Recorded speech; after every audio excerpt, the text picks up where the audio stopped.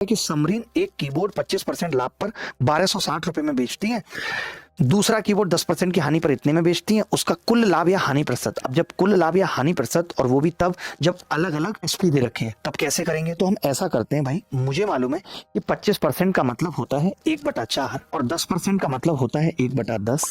मैं ये कह सकता हूं कि आप पहले सामान को, मैंने यहाँ पे सीपी लिखा और यहाँ एसपी लिखा, तो मुझे एक बात समझ में आई कि पहले सामान को मैं 4 रुपए का खरीद के लाया तो 5 में बेच रहा हूँ, दूसरे सामान को मैं 10 रुपए का खरीद के लाया तो 9 में बेच रहा हूँ। ठीक है, यानी 1 रुपए का लॉस ले रहा हूँ। सवाल में क्या है कि जो बेचने का अनुपात है वो क्या है? जैसे मैं इसको काटूं 9 से तो आप कहेंगे 14 बार कटेगा, 14 नंबर, और ये 16 बार कटेगा।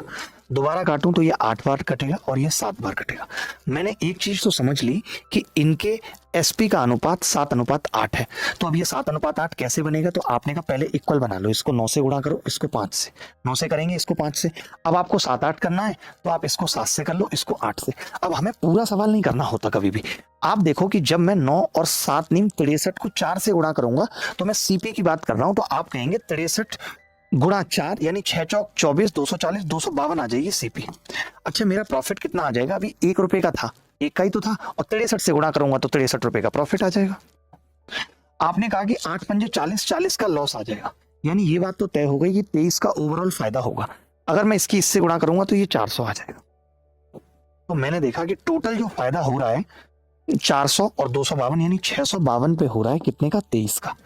652 पे अगर 23 का फायदा हो रहा है, 100 पे कितने का होगा? तो मैंने 100 निकालने के लिए क्या किया, 100 और 23 गुणा 100 बटे 252, 652। आपने कहा कि जी 4 से भाग कर रहा हूं तो 25 आ रहा है, 4 से इसको कर रहा हूं तो 163 आ रहा है। मैं समझ गया 163 वाला उत्तर होगा, ये नहीं होगा, ये नहीं होगा, और एक चीज और की फायदा होगा, लॉस नहीं होगा, तो ये भी नहीं होगा। तो एक यही उत्तर था। अगर इस सवाल में हम दोनों की सीपी निकालते हैं तो वक्त ज्यादा लगेगा और उत्तर का आइडिया नहीं लगेगा।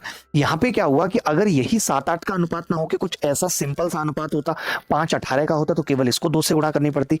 मेरे कहने का मतलब इस सवाल को करने का सही तरीका यही है कि अगर एस पे डबल होती, 2-3 का अनुपात होता तो हम 2-3 से गुणा कर देते, 5-4 का होता तो 5 से 5 कट जाता, सवाल सरल बन सकता था और पूरा सवाल करने की इसको जरूरत नहीं थी, इसीलिए मैंने भी पूरा नहीं किया।